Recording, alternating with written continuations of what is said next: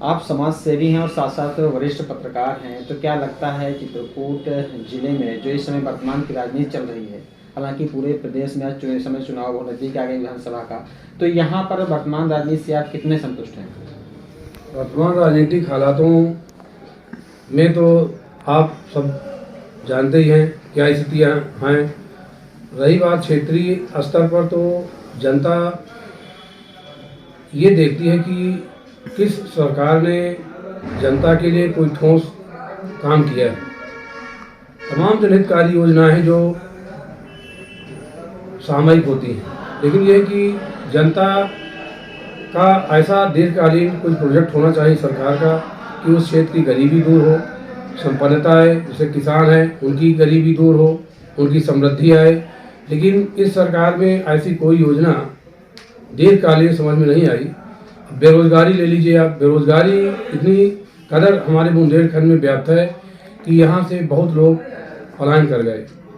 लोगों के लिए काम नहीं मिल रहा है, काम नहीं मिलता है तो लूट और असामाजिक तत्वता बढ़ती है समाज में।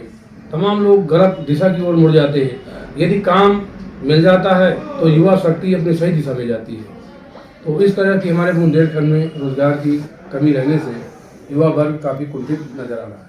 आप रोजगार की बात कर रहे हैं, हालांकि आपके बुंदेलखंड का चित्रकूट सबसे पिछड़ा जिला है, हालांकि नीति आयोग भी ये कहती है। लेकिन सरकारें ऐसा कौन सा कार्य करें जिससे रोजगार प्राप्त हो और शिक्षित युवा जो बेरोजगार घूम रहा है उनको रोजगार मिल सके? रोजगार सृजन के लिए देखिए सबसे ठोस काम है उद्योग धंधे स्थापित करना। सरकार कहती है स्वरोजगार कीजिए, यहाँ इतनी गरीबी है कि स्वरोजगार करने के लिए किसी के पास आर्थिक संबल ही नहीं है, तो कहाँ से वो स्वरोजगार कर रहा है। इस तरह की बड़ी दिक्कतें हैं। यदि कोई उद्योग धंधा हो जाए, हमारे बुंदेलखंड क्षेत्र में इतनी ज़मीन खाली ऊसर पड़ी है, बड़े बड़े उद्योग धंधे हो सकते हैं। मेडिकल कॉलेज है और भी बड़े प्रोजेक्ट हैं, मिलिट्री ट्रेनिंग सेंटर हो सकता है, पुलिस मिलिट्री सेंटर हो सकता है। इस तरह के तमाम ट्रेनिंग सेंटर स्थापना हो जाए तो हमारे जो सैकड़ों बीघा ज़मीन ऐसे ऊसर पड़ी है तो उसका उपयोग हो जाए। और हमारे जो बुंदेलखंड का युवा पलायन कर रहा है वो यहीं का यहीं कम से कम उसको रोजगार मिलेगा तो बाहर पलायन नहीं जाएगा। तो क्या लगता है युवा जो बेरोजगार घूम रहा है, शिक्षित है और युवा है वो पलायन कर रहा है, तो क्या लगता है कहीं ना कहीं वर्तमान सरकार नाराज है?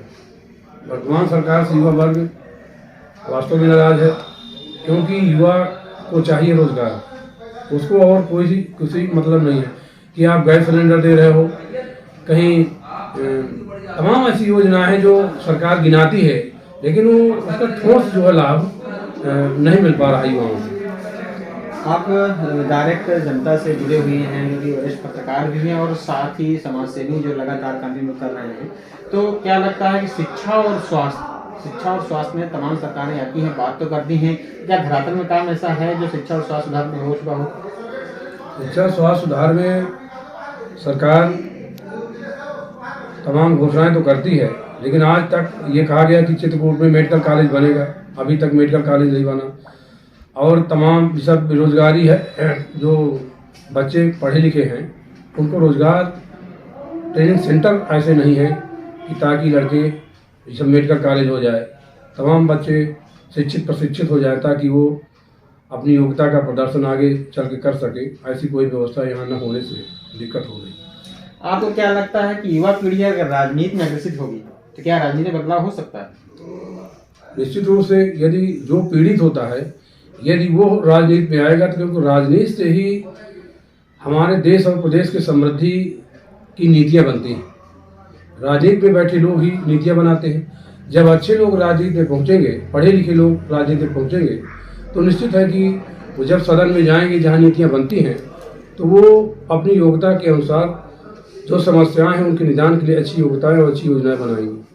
सर, हमारा एक लास्ट क्वेश्चन है। आप हालांकि वरिष्ठ पत्रकार हैं और राजनीतिक विशेषज्ञ भी हैं, क्या लगता है कि जो इस समय राजनीति चल रही है धर्म और जाति मजहब को लेकर के, क्या ये सही है? जाति और धर्म की मजहब की राजनीति समाज को विखंडित करने का बहुत ही निश्चित प्रयास है और ये समाज के नवनिर्माण में उचित नहीं है।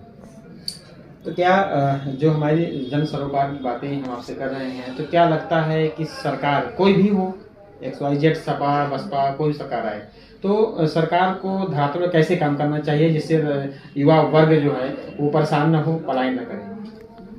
देखिए, कोई भी सरकार हो उसको हर जाति धर्म को लेकर काम करना चाहिए निष्पक्ष तरीके से। धर्म की राजनीति करने से कहीं देश और समाज का विकास नहीं होता, बल्कि समाज में विखंडन की भावना पैदा होती है। हालांकि अगर बात की जाए तो तमाम नेता गांव-गांव घर-घर जा करके अपने वादे कर रहे हैं, तो क्या लगता है ये वादे कभी पूर्ण होंगे?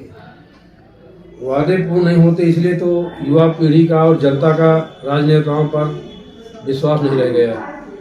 यदि जो वादे चुनाव के समय राजनेता जनता के समक्ष करते हैं और यदि वो निष्ठा और ईमानदारी से उनका अनुपालन करें तो निश्चित रूप से राजनीति को भी अच्छी दिशा मिलेगी और राजनीति की अच्छी दिशा से ही समाज की उन्नति संभव है। तो जनता क्या करे? जनता क्या करना चाहिए जब वादे करने के बाद भी जनता को वोट करना है, मौलिक अधिकार है, तो जनता को आखिर क्या करना चाहिए कि कम से कम जो जनता चाहती है वो कानून है?